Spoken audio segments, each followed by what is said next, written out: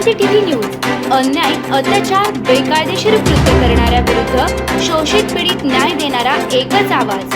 Shivkranti TV Dinbandhu news संपादक सत्यशोधक शंकरराव लिंगे 73 87 37 78 0. माननीय नामदार श्री देवेंद्रजी फडणवीस यांचा सन्मान सकल विदर्भ माळी समाज यांच्या वतीनं फुले पगडी देऊन नायगाव येथील स्मारक कामाची प्रगती दर्शवणारी चित्रफित पुण्यभू नायगावची विकास कहाणी टिपलेली आहे, अखंडपणे सांगितलेली आहे. चित्रफितीद्वारे त्याचं सादरीकरण.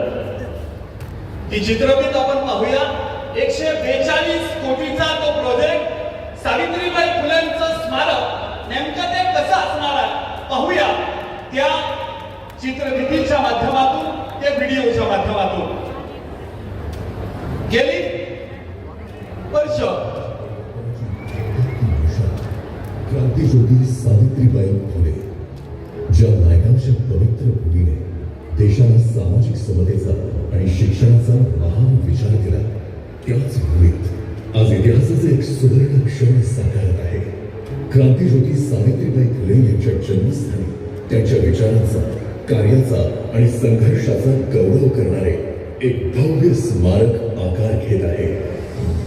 महाराष्ट्र राज्याचे ग्रामविकास व पंचायत राज मंत्री माननीय श्री जयकुमारजी गोरे यांच्या सातत्यपूर्ण, परिणामकारक आणि दूरदृष्टीपूर्ण पाठपुराव्यामुळे क्रांतिज्योती सावित्रीबाई फुले स्मारकाचा हा महत्वाकांक्षी प्रकल्प आज प्रत्यक्षात साकार होत आहे.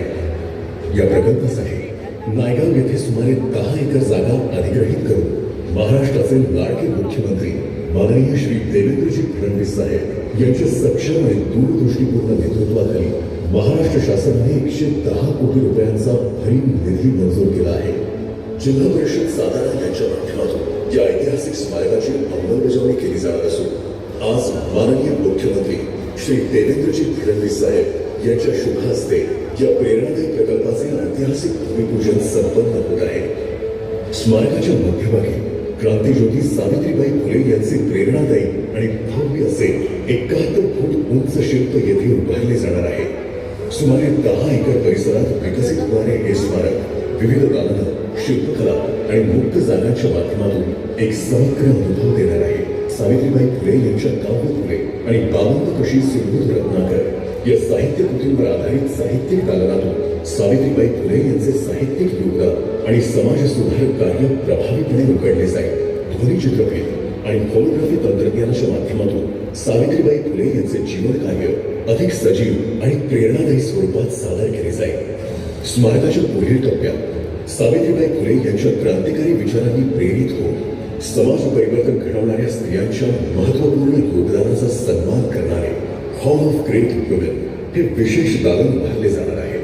या स्मारकाचा एक महत्वाचा भाग म्हणून महिलांसाठी निवासी प्रशिक्षण केंद्र उभारले जाणार आहे. या केंद्रात 30 ते 50 क्षमतेचे सुसज्ज प्रशिक्षण वर्ग, 300 महिलांसाठी भव्य सभागृह या सुविधा उपलब्ध असणार आहेत. या निवासी केंद्रामध्ये 200 ते 250 महिलांसाठी सुनियोजित निवास व्यवस्था असणार असून दूरवरून आलेल्या महिलांना पूर्ण वेळ प्रशिक्षण घेण्याची संधी मिळणार आहे. येथे महिलांना महाराष्ट्र शासनाच्या कौशल्य विकास योजना, उमेद अभियान, लखपती देवी योजना तसेच उद्योजकता, कला आणि सामाजिक कार्य या विविध क्षेत्रांमध्ये प्रशिक्षण दिले जाणार आहे.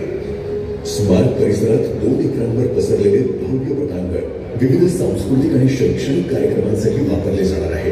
क्रांतिज्योती सावित्रीबाई फुले यांच्या विचारांनी प्रेरित हे स्मारक आगामी पिढ्यांसाठी प्रेरणेचा अखंड दीपस्तंभ ठरणार आहे.